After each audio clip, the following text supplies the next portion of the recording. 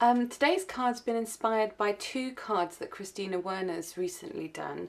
I'll link to her videos here and here so you can go and watch those if you wish.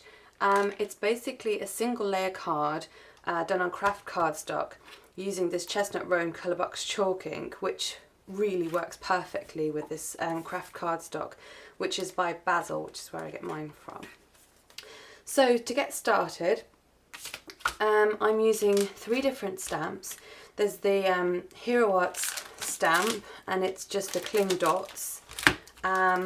These basic grey stamps, which I don't know what these, oh, Tree Hugger stamps. And this one by Anita's. It doesn't say what it's called, but that's the design anyway. So I'm going to get started. First thing I need to do is to stamp the background. Okay, now I only want a strip at the top and a strip at the bottom to be covered in this Hero Arts Dots stamp. So what I've done is I've just cut a piece of copy paper, and this is 8.5 centimeters high. And what I'm going to do is just put some temporary adhesive on the back, and then just stick it in place on my card front.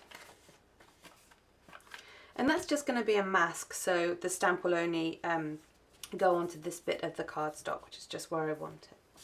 So knowing that, all I'm going to do is ink up the top and the bottom half of this stamp, because I know I don't need the middle, so there's no point in inking that bit up.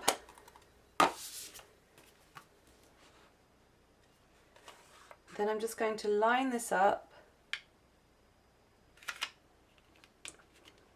And I'm just using this piece of scratch paper,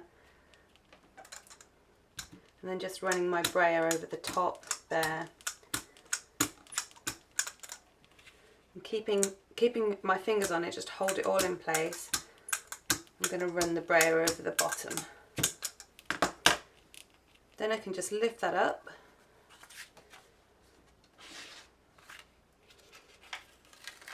peel away the mask, and as you can see, it's stamped perfect. Okay, the next thing I want to stamp is this stamp by Anita's, but I don't want this centre bit because I want to put a little bird in this centre bit. So I need to mask off these two inner lines of circles, and the way to do that, it's really easy. Just get a piece of scratch paper,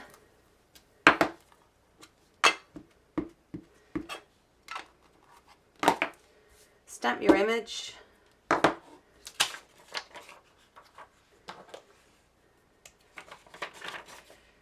and then just cut away the bit that you want to show.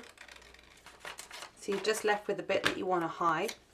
Put some temporary adhesive on the back, and you just need to line this up centrally on your card base. I think that's about right. Next we just need to set up the Stamp-A-Majig. And when I've got a stamp that's the same pattern all the way around, I pick a corner with something identifiable on it and make sure I keep this in the bottom left hand corner when I move it up to the Stamp-A-Majig. Because if I were to turn the stamp around using the Stamp-A-Majig, the image on here might move and it won't be where I want it to be. So you always make sure you keep the stamp the same orientation whenever you're using the Stamp-A-Majig, and that's just a quick tip. So to use the Stamp-A-Majig, just ink up your stamp as you would normally. Push the imaging sheet into the Stamp-A-Majig. Push the stamp into the Stamp-A-Majig, and then just stamp your image. I don't mind that I've missed a bit in the corner there.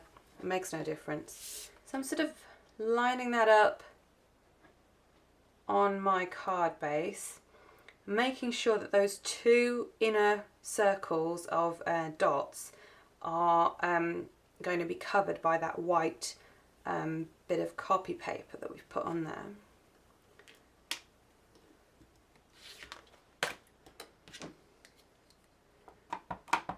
Then I can ink up my stamp again.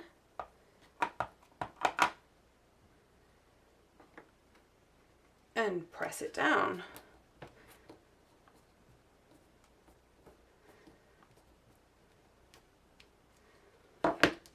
And as you can see, middle two polka dot lines are gone. Next I'm going to use this really cute little bird from the Tree Hugger stamp set by Basic Grey. I've already set it up on my block. Again, using the same ink, just going to stamp this image right in the centre.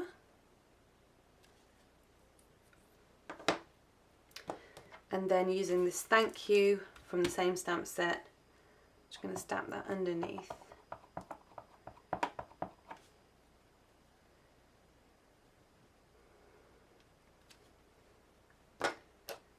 Okay, now we've finished all the stamping, we're going to move on to my collection of Copic markers, and I'm just going to colour in parts of this image.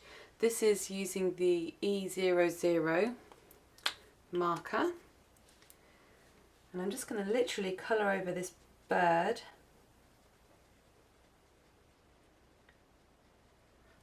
And also the thank you. You can see it dries just a shade darker than the craft cardstock, and I think that gives a really lovely effect. And moving on to the E57, which is the light walnut.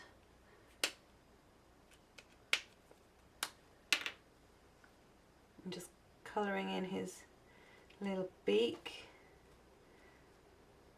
and the wing. Then Y06, which is a very, very bright yellow, and I wouldn't necessarily choose it for this particular job, but it's the only yellow I have, so. But the craft cardstock does tone it down enough for it to work.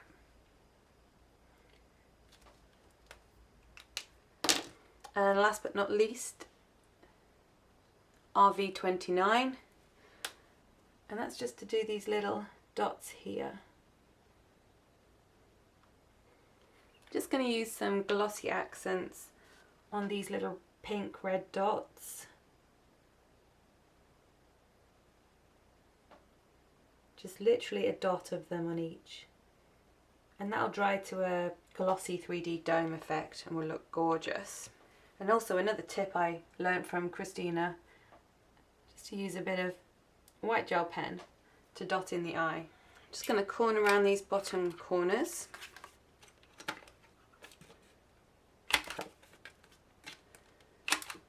Oops, I didn't do that one very well. Try again. That's better. And then just to finish it up, I'm just going to do a couple of lines of faux stitching. So that's the card finished. I just need to let those glossy accents dry and that'll be done. I also did a similar one where I completely forgot to use this mask. So I ended up with the entire of this stamp stamped in the middle of the card, which was a big whoops. So instead I just used this really tiny little heart stamp from the same stamp set as the bird, and I just stamped that in the middle instead and used some glossy accents on that, and also did the circle of the white gel pen on that first ring of dots. I think they're both pretty cute, so you could use either. But I hope you enjoyed today's card, and I'll see you next time. Thanks for watching. Bye!